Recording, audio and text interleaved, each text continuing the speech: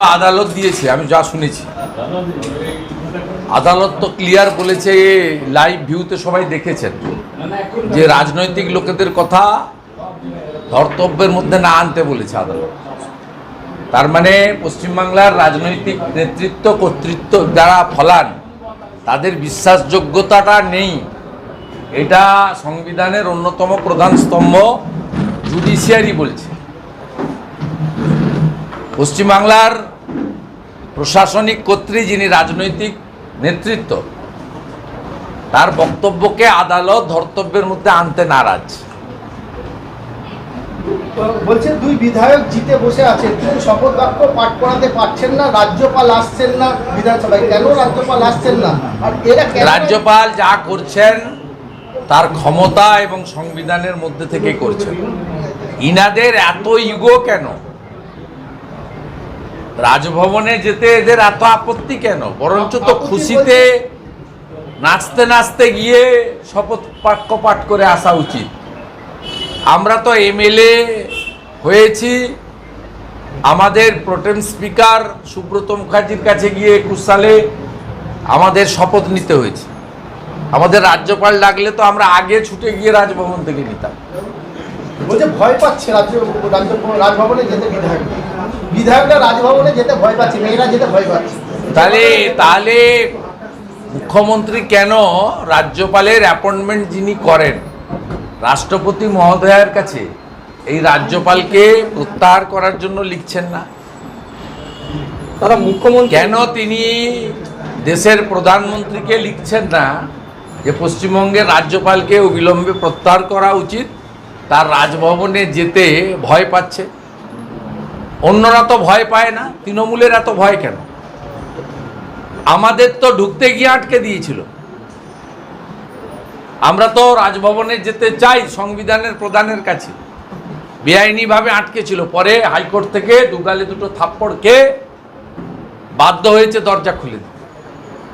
বলছে হকার উচ্ছেদ আমার লক্ষ্য নয়, নতুন করে হকার বসালে ওটা ঠেলায় না পড়লে বিড়াল গাছে ওঠে। বলছে পুলিশ যদি হকার বসে সেক্ষেত্রে তাকে গ্রেফতার করা হবে। ওটা হচ্ছে আঙ্গুর ফল টক। কাল সারাদিন ধরে লোকের চোখের জল দেখিয়েছে মমতা ব্যানার্জি ভীত, আতঙ্কিত, সন্ত্রস্ত হয়েছেন। আর আমরা ভারতীয় জনতা পার্টির পক্ষ থেকে এবং আমি বিরোধী দলনেতা হিসেবে বলেছিলাম প্রতিবাদ হবে, প্রতিরোধ হবে। আপনি বলেছেন সরকারি জমি উদ্ধার করবেন, আপনার লোকেরা গরিব মানুষের পেটে লাথি মেরে হকার উচ্ছেদের নামে মানবাধিকার লঙ্ঘিত করছেন। আমরা চাই ফুটপাত দখলমুক্ত হোক, আমরা চাই নগরায়ন সুন্দরভাবে গড়ে উঠুক, কিন্তু কারোর পেটে লাথি মেরে নয়।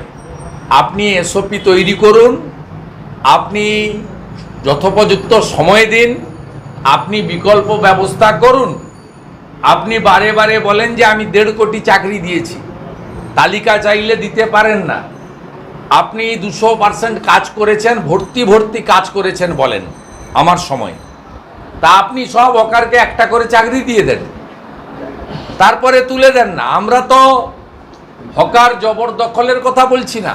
বিজেপি বলছে পেটে লাথি মারবেন না। আপনার রাজ্যে শিল্প নেই, আপনার রাজ্যে চাকরি নেই, ওবিসি রায় নিয়ে আপনি যে জটিলতা করে দিয়েছেন তাতে আগামী কয়েক বছর পশ্চিমবঙ্গে আর একটা রিক্রুটমেন্ট হবে না, একটা রিক্রুটমেন্ট হবে না। তার কারণ সংবিধানের বাইরে গিয়ে আপনি ওবিসি রিজার্ভেশন দিয়েছেন ভোট ব্যাংকের জন্য। মহামান্য উচ্চ আদালত 2010 সালের পরে সমস্ত ওবিসি সার্টিফিকেটকে বাতিল ঘোষণা করেছে, যেগুলো কেন্দ্রের যে তালিকা, ওবিসি তালিকার বাইরে যে নতুন ওবিসি আছে, মূলত হিন্দু ওবিসিদেরকে খতম করার জন্য করেছেন। এখন আপনি বলছেন আমি এটা মানি না, কোর্টের রায়কে মানি না। তা আপনি জটিল করে রেখেছেন, চাকরি তো কেউ পাবে না পশ্চিমবঙ্গে, তার ব্যবস্থা তো আপনি করে দিয়েছেন। দাদু খায় নাতু খায় ব্রিটানিয়া বিস্কুট, সেই দাদু নাতি খেয়ে শেষ করতে পারলো না, পিসি ভাইপো তাকে তাড়িয়ে দিল। সবাই বলছে, ট্রোল হচ্ছে, সোশ্যাল মিডিয়ায় ছেয়ে গেছে। এই তো পশ্চিমবঙ্গের অ্যাকচুয়াল অবস্থা। আমরা পেটে লাথি মারার বিরোধী। ভারতীয় জনতা পার্টি মনে করে সরকারি জমি উদ্ধার করা হোক, তার সুনির্দিষ্ট পরিকল্পনা, নীতি, যথোপযুক্ত সময়, বিকল্প ব্যবস্থা দেওয়ার মতো। হকারদের জন্য নতুন আইন আনতে চলেছেন, identity card plus hawking zone, no hawking zone, এইভাবে বলছেন। ওসব ফালতু বড় বড় কথা, এরকম অনেক লোক দেখেছে। দার্জিলিং সুইজারল্যান্ড হয়েছে, দীঘা গোয়া হয়েছে, কলকাতা লন্ডন হয়েছে নাকি?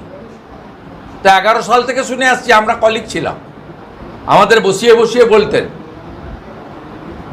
21 সালের আগে বলেছেন ডবল ডবল চাকরি, 11 সালের আগে বলেছেন ডিএ সরকারি কর্মচারীদের অধিকার, 11-র আগে বলেছেন আমাকে ক্ষমতায় আনুন, শিল্প কি করে আনতে হয় দেখিয়ে দেবো। আপনি তো ডিনামাইট দিয়ে শিল্প কি করে উড়াতে হয় দেখিয়ে দিয়েছেন। অতএব আপনার দ্বারা এগুলো কিছু হবে না। আর আপনি ইরিগেশনের জায়গা উদ্ধার করতে বলেছেন, আপনি নিজেই আপনি যেখানে থাকেন কালীঘাটের নালা আপনি নিজে বুঝিয়েছেন। মুখ্যমন্ত্রী আপনার বাড়ির সামনে যে সভাগৃহ আছে তার পিছনটা ভরাট করে হয়েছে টালি নালা। আপনার বাড়ির পাশে যে মিটিংয়ে যারা আসে সর্বসাধারণের যে ব্যবহারের জন্য যে ল্যাবরেটরিটা, ওয়াশরুম, সেটা তো টালি নালা বুঝিয়ে হয়েছে। আমি তো তার সাক্ষী। আমি তো ওই ওয়াশরুম অনেকবার ব্যবহার করেছি মিটিং করতে গিয়ে। আমি তো দেখেছি আপনি নালা বন্ধ করেছেন। আপনি আগে শুরুটা করুন, চ্যারিটি বিগিনস অ্যাট হোম, আপনার বাড়ি থেকে। দাদা এক লাস্ট প্রশ্ন আমার, সেটা হচ্ছে শান্তিপুরে আজকে বড় বোমা বাঁধতে গিয়ে বোমা বিস্ফোরণের মৃত্যু ঘটেছে একজনের, ভাগীরথী নদীর চর, সেই চরের মধ্যে বোমা বাঁধা হচ্ছে। সেই বোমা হয়তো বাঁধছিল এখানে উপনির্বাচন আছে ব্যবহার করার জন্য। আপনি তো দেখছেন রহিম শেখ মুর্শিদাবাদের রঘুনাথগঞ্জ 2 সমস্তিপুর গ্রাম পঞ্চায়েতের তৃণমূলের মেম্বার, আমি সোশ্যাল মিডিয়ায় পোস্ট করেছি। জল আর রাস্তার দাবিতে পঞ্চায়েত ঘেরাও করতে এসেছিল জনগণ, 2 হাতে 2টো পেটো নিয়ে ছুটতে ছুটতে যাচ্ছে রহিম শেখ, বোম ফাটাতে ফাটাতে পাবলিককে ডিসপার্স করার জন্য। গোটা রাজ্যটাকে যৌতুকগৃহ করেছে। বারে বারে যেটা বলি ওটা বলি শেষ করব, বুড়িমার চকলেট বোম পাওয়া যায় না, কিন্তু পিসির বোম সব জায়গায় পাওয়া যাচ্ছে। একটা কোশ্চেন আছে, মুখ্যমন্ত্রী হুঁশিয়ারির পর অ্যাকশন জমি কেলেঙ্কারির অভিযোগে গ্রেপ্তার শিলিগুড়ি তৃণমূল নেতা দেবাশিস, এই বিষয়টা আইওয়াস ইমেজ বিল্ড আপ করার জন্য। এই কেসে চার্জশিটও হবে না, কনভিকশনও হবে না। ওকে এসি রুমে রাত্রে কয়েকদিন রাখা হবে পিসির নামে, পরে জেসির নামে শাহজাহান যেমন আছে মোবাইল ব্যবহার করছে, খাসির মাংস খাচ্ছে, লুচি আর ছোলার ডাল খাচ্ছে, বাড়ির লোকের সঙ্গে কথা বলছে, এরকম 2-4 দিন 5 দিন হবে। আপনারা মিডিয়া হাইপ তুলবেন, তারপরে মিডিয়াও আউট হয়ে যাবে, out of sight out of mind. Debashis বাবু আবার স্বমহিমায় থাকবেন। কমপ্লিটলি আইওয়াস, চার্জশিটও হবে না, কনভিকশন হবে। গোটা রাজ্য জুড়ে যে তিনি হকার হচ্ছেন, সরকারি জমি কথা বলছেন, তারপর অনেক পৌরসভা এখনো পর্যন্ত ওনার কথা শুনছেন না, এখনো পর্যন্ত কোনো উদ্যোগ না শুনবে না কেন? কর্মচারীরা মালিকের কথা শুনতে বাধ্য। কোনো পৌরসভাতে ভোট হয়নি, এই লোকসভা নির্বাচনে প্রমাণ হয়েছে। 69টা পুরসভাতে তৃণমূল কংগ্রেস হেরেছে। এই রানাঘাট শহরে একটা ওয়ার্ডে লিড পায়নি, অথচ এমন ভোট করলেন এখানে বিজেপি মাত্র একটা সিট পেল। আপনি নিজে বিশ্বাস করেন? কোনো ইভিএমে ভিভিপ্যাট ছিল না, এসডিওদের দিয়ে সব ইভিএম চেঞ্জ করে ছাপ্পা মেরে এলাকা দখল করে ভোট করেছেন। আসল ভোটের প্রতিফলন তো এটা হয়েছে। তাই এখন যারা আছে তারা পিসির আশীর্বাদে পৌরপ্রধান, তারা কার্যত কর্মচারী, মালিকের কথা তারা শুনতে বাধ্য। না শুনলে পুলিশকে দিয়ে করবে, অসুবিধা কী আছে? ওনার পার্টি এবং দল সরকার তো পুলিশই চালাচ্ছে। পুলিশ তো সিআরপিসি আইপিসি মেনে কাজ করে না। আইন শৃঙ্খলা রক্ষা করার কাজ, মাফিয়াদের জব্দ করার কাজ, বোমা বন্দুক উদ্ধার করার কাজ, রোহিঙ্গাদের বাংলাদেশ থেকে আসা ঠেকানোর কাজ, এই কাজ তো পুলিশ করে না। পুলিশ ভোটের কাজ করে তৃণমূলের, আর রাস্তায় দাঁড়িয়ে গাড়ি থেকে টাকা তোলে। চলুন।